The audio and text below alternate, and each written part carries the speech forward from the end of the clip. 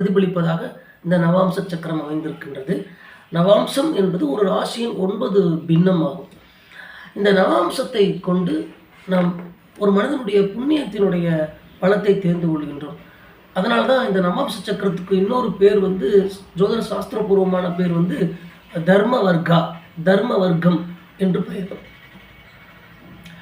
இந்த நவாம்சத்தை கொண்டு ஒரு மனிதனுடைய உயர்ந்த புரிதல்கள் எப்படி இருக்கின்றது, தார்மீக புண்ணியத்தின் பலம் எப்படி இருக்கின்றது, ஒரு ஜாதகத்தில் தார்மீக புண்ணியத்தின் பலம் எப்படி இருக்கின்றது, வாழ்க்கையில் உயர்ந்த பாதையை அடைவதற்கு ஒருவனுக்கு வழங்கப்படக்கூடிய நல் வாய்ப்புகள், ஆப்பர்ச்சுனிட்டிஸ், குட் ஆப்பர்ச்சுனிட்டிஸ் எப்படி இருக்குது, அதே போல் உலகத்தை பற்றிய நாலேஜ், உலகத்தை பற்றிய அறிவு மற்றும் நம்பிக்கைகள், அதே போல் மனைவி அமைவதெல்லாம் இறைவன் கொடுத்த வரம் என்று சொல்வார்கள்.